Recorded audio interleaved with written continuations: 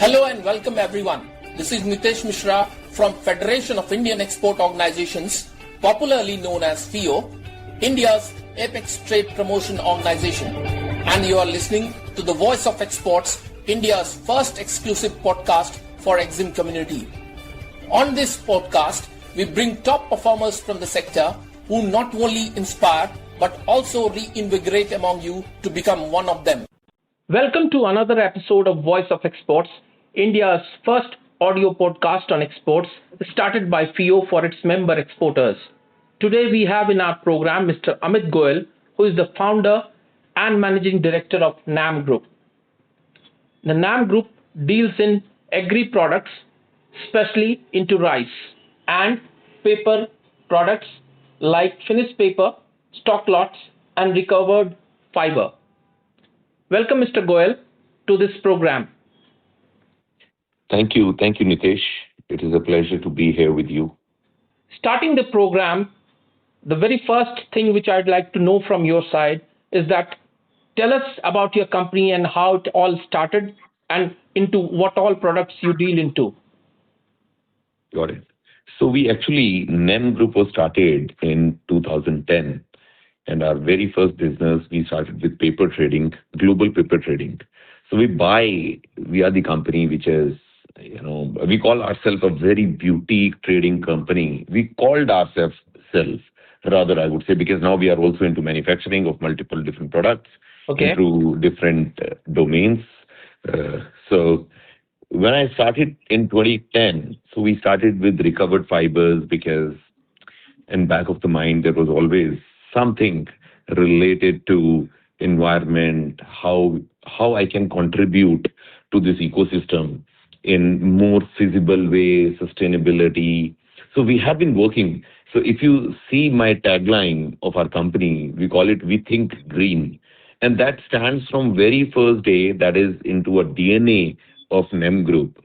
So we will always deal only and only into products which are more towards the environment, be it agri products or be it paper products, whatever it is. So that is how we started. So in 2019, we thought of, diversifying. So from paper, we got into agri products, rice, because my father holds a very rich experience of rice. Okay. So he's into rice mills from I would say 1982, 1983, somewhat like that. But it was very different rice mill. It was very small rice mill, and he used to do. Back then, the rice mills used to call threshers also. Okay. Right? So where they used to bring the paddy and just, in very local language in Haryana, used to say, "Jo jeeri ko kootna," and bring rice out of it. So we had a good experience about that. So in 2019, me and my father, we were having a chit chat. And he said, we were discussing about diversification. So he took the initiative, to be honest. He said, Amit, why not, we again get into rice mills, because I hold a very good experience of rice industry. Okay. Right. So that is how we got into rice. We established our first rice mill again in 2019. Okay. So, and in 2020, we were fully operational. COVID came in. So that was a part of small stretch when we started the business, this agro products. Okay. So my father is an agro enthusiast. So we have 11 poly houses, greenhouses. So I would say my first poly house was set up by my father in 2009, when people didn't even know about poly houses. In Haryana, it was very, very niche. Very few people knew about that. So my father first took initiative in 2009, setting up the first greenhouse, polyhouse in Haryana. Okay. So he's been super hyperactive in agriculture since, more than 50, 60 years. He's a farmer. So he's always only into agriculture, irrigation. So he doesn't do a regular irrigation, agriculture practices. So he's been super advanced farmer, I would say. Yes. So we have our own horticulture industry, whereas we have 11 polyhouses, greenhouses, and Great. one hydroponics also now. So Wow. where we do seedlings. So it is all my father's energies which we tried but to utilize into rice mills. So That that means is that how that means that was the main reason. yes, Yes. that means you really think green. Yes, that's the reason. It is into our DNA. So it comes from my father, and I'm so happy and I'm lucky that I'm able to carry it further. And probably this is the same thing I've been telling my son that boss, you have to carry it along with you. That this is the legacy what we are building, and you have to maintain it. Okay. So this is what we are. This is what is our personality, our persona. That to do something which is more agro, more sustainable, more futuristic, right? Okay. And we are very happy. We are very lucky that we are able to maintain that. When you talk about the challenges and the issues which you have faced during the recent war which is happening between US, Israel and Iran, and the COVID times also, how were you able to come such challenges? Because you must be exporting to that region also. Yes, we do export. See, GCC, if we talk precisely about the rice, so in this conversation, let us more focus only on rice, right? Because in rice, we are the manufacturers, processors. Okay. So, right. So I'll focus more of my conversation towards rice rather than other businesses. So GCC is the biggest dominant market for basmati or non-basmati rice, whatever, out of India. Yeah. I would say 75 to 80% of the total rice exports out of India goes to GCC countries. Correct. So which is entire Middle Eastern region. I would also include MENA region in that, which is north of Africa, Yes. right? So be it COVID, be it this war situation, yes, it has heavily impacted across the fields, across all the businesses, right? So be it rice, be it any kind of agro or whatever engineering or whatever products. Why? Because in COVID also, in this war situation also, the most impacted sector was the logistics. Okay. Right? There might be a possibility if the logistics wouldn't have been hampered so much, uh, there would have been a possibility that the trade would have been running right seamlessly. Probably this has been, you know, I sorry, this is not the part of your question, but I would like to add one more thing: the Suez Canal issue. If you remember, No, no, please there go was an ahead. Please go ahead. evergreen vessel which got stuck in Suez Canal. So Okay. what happened back then? Again, that was in Red Sea. So logistic, because when we talk about exports, logistic is most important Yes. because that is the key factor of movement of goods across the world, right? Yes, yes. That So has been in the this, key factor now also in Strait of Hormuz. exactly. So the biggest impact because of this war situation is disruption in logistics, Okay. disruption in the movement of containers. How do any industry take their products to different regions? Because the only possibility, 90%, I would say 95% is, sea roads. And these roads are heavily impacted because of the war. Everyone knows this is nothing hidden. So yes, this. If I could interrupt, Mr. Goel here, how were you able to overcome these issues as with regard to interruption of logistics challenges? So I'll be very honest and generous about that. To be honest, there is no alternative to it. So no one is able to, even now, if you check the data, all the Oh, rice export, every export data is available on government websites, yes. right, on Chamber of Commerce. You would see what kind of dip there has been into entire export industry out of India or whatever countries, to be honest. It is not only about India, but everywhere, right? So no one is able to really overcome over it. Reason being, if you cannot export, you cannot export. If there are no logistics, no one can export, right? True. And that has impacted, and that the heat is been, you know, faced or experienced by everyone. So no one is able to really overcome it. So this Okay. is a bitter truth, but this is the truth. Okay.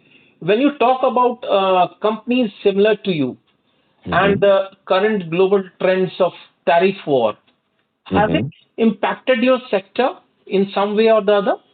So when we say tariff, the tariff issues were only in US. Okay. So yes, again, that has disrupted again. And because when there are heavy tariffs, everyone took a pause because no one could really afford to pay 50% or 30% taxes, which was imposed by US, right? But that was very temporary, very temporary. Reason being precisely when on basmati or rice industry, because there is no alternative to it. If people have to consume basmati, they will consume basmati, right? So it's all about the palate, right? For there is no substitute of basmati in out there, right? Okay. So it was a short term. The tariff, yes, that impacted, but that was very short term, to be honest. Okay. So now U.S. market is back again, and these tariffs were non-sustainable. That's the reason these tariffs were lifted. Now they are almost back to. They are not 100% back to normal tariffs, but that has been consumed by the buyers and somehow a little bit by the exporters as well. Okay. Talking about the diversification of markets, which is Mhm. one of the key initiatives of the government of India, Mhm. how do you see this initiative? Because recently, Super idea. talking about the last 2, 3 years, almost 9 FTAs have been signed, trade agreements have been signed. So, how is it going to impact your sector, especially the rice export sector?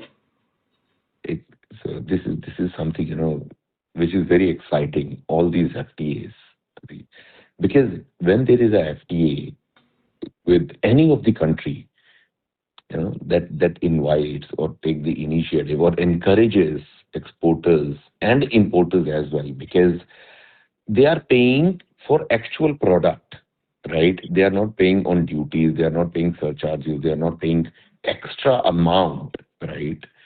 So yes, that has always been, whatever countries India all had some FTAs with few of the countries in past also, and those have been key countries for the export of any product.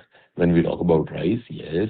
So biggest example, I would say the Oman, which Okay. is right. Oman, we recently, our government recently signed an FTA with Oman. Yes. Why And we have I'm also naming signed an Oman? FTA with UAE also. Now we also have with UAE. Yeah. So precisely why we also have FTA with Australia, New Zealand, Yes. multiple different countries. But why I precisely picked this Oman, or we should also include the Middle East, because all these countries are for rice. These are the again GCC countries, right? So no taxes give the leverage to Indian basmati really take over the neighboring countries' basmati which has been exported. So in world, basmati is only in two regions. One with India, which we are the king of basmati, I would say. 85% of the basmati, 85 to 90% of the basmati is being served by India to globe, to entire world, right? But still, in these neighboring countries, they were doing pretty much fine in GCC. So these FTAs has really supported Indian basmati or rice industry or overall exports to GCC or all these nine FTAs, because of now people pay real price of the product rather than adding up the cost of taxes. Okay. When you talk about diversification of markets, are you looking at few more newer markets because you have been heavily exporting to GCC countries? Yes, we are trying to do that. We we have recently added one or two new markets for us. So as a NEM, we never exported rice to US, but recently within this year, US being such a difficult market, still we are able to add US. We added some of the West African countries like Angola, Okay. is a very new market for us. We added those. So see, adding new markets, getting to new geographies is super important. Diversification is something which is important for any business, for any industry, Yes. right?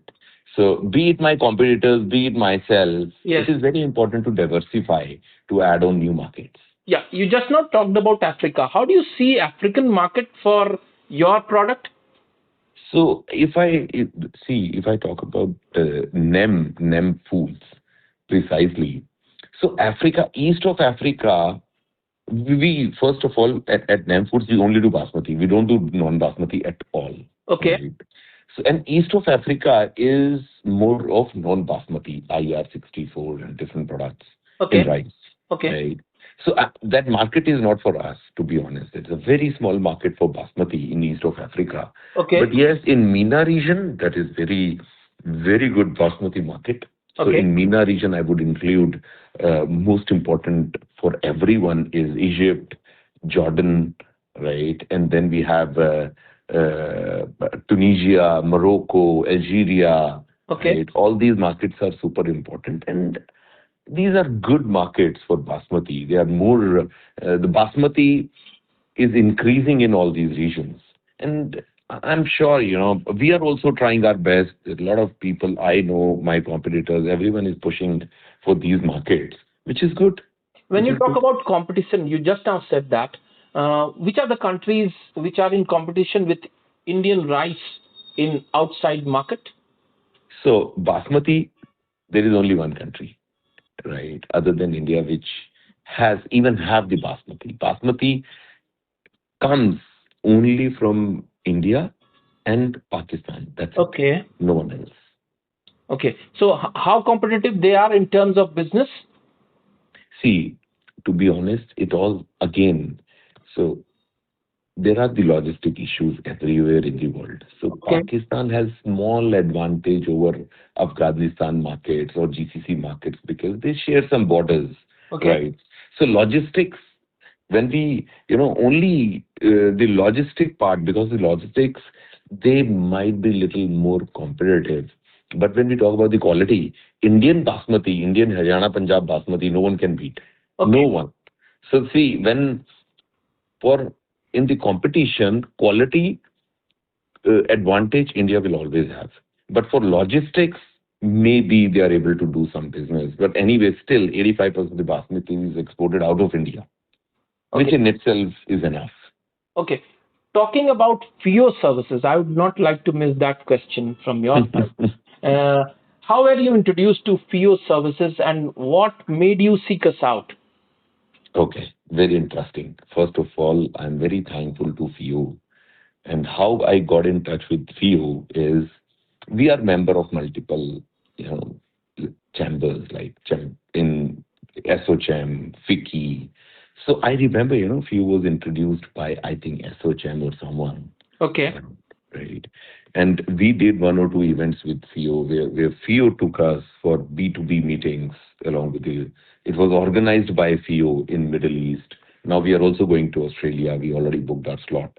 We did that in Malaysia. Okay. So the best part about FIO, what I like about FIO is very genuine and it is direct contact with the real customers, genuine customers, filtered customers. Okay. So that cut shorts the big homework of fetching the data from the big datas, that who are the customers, those who are the real customers, right? Hitting 1,000 people and then you get the one right customer. But with FIO, you get that right customer at very first time. So that is unmatchable. So I'm a big fan of FIO, to be honest. And indeed, I have, my personally, I told my team that whenever we have these FIO events, B2B meets, we should never miss them. There Okay. cannot be anything better than that. One thing I wanted to ask you about B2B meetings, which we Mhm. conduct. How Mhm. do you see these B2B meetings going for companies and businesses like you? Amazing. I just gave you a detailed example. Let me create one more example, right? With the slot which I booked for Australia. So if I do myself, if I tell my team to hunt for the customers in Australia, it might take 3 months, right, to catch that one customer. And we do not even know right? What kind of customer that is, right? With FIO, the homework is already done. Okay. So FIO, 90% of the homework is already done. Okay, these are the set of customers, these are the supermarkets, these are the importers or stockists. Probably, I do not know how many of them will be there, but yes, there are many of them. Okay. Right? So you are directly in touch as a businessman, as a NEM, we would be directly contacting the right customer, right? What best? There cannot be anything better than that. The last question, which I would not, in fact, like to miss it out, is your 3 key learnings during your journey of exports. Okay, very important. Most importantly, first, we should know our markets, right? Okay. Example, when we do export, Okay. most important, any exporter should keep in mind that what is a feasible market, what is the demand, Okay. right? So if I have to sell my basmati, example, again, take an example, right? There are the regions, those who are not very basmati, they don't have the palette of basmati. Okay. Hitting those markets for a new entrant is not a good choice of entering into, hitting those markets initially, Okay. right? First and foremost is knowing the market. Okay. How big is the market? How big is the potential? What your target audience are, right? Number one. Number two, which is again very, very important for any new entrant or any business to study export market, is competitive advantage. Okay. Right? Which is very, very important, right? Third, I give you an example, like East of Africa. If I keep pitching, if I put my people trying selling basmati in that market, we might not have real success in those markets, right? Because that is for non-basmati. Okay. Right? So know your customer, competitive advantage, and third is the payments. In export, there are very good schemes in India, ECGC. It's a beautiful scheme by the government. It's an insurance for your payments. Right? Okay. Rather than 3, I would say 4 things, people should. There are a lot of export benefits being provided by Indian government. One should study everything in details. We get duty drawbacks, road tax drawback, right? A lot of initiatives are being pushed, given by Indian government to expand, to increase the exports out of India. So everyone must study all these factors, take into consideration, because that gives the competitive advantage. That gives the real pricing benefits. If I have to sell something somewhere, I know there is 2 or 3% export benefits which I can enjoy out of government, right? My pricing is more competitive. Thank you very much, Mr. Goel, for being so candid and insightful in your approach while answering all my questions. Thank you very much again for being part of this Voice of Exports audio podcast. Thank you, Nitesh. It was really nice interaction.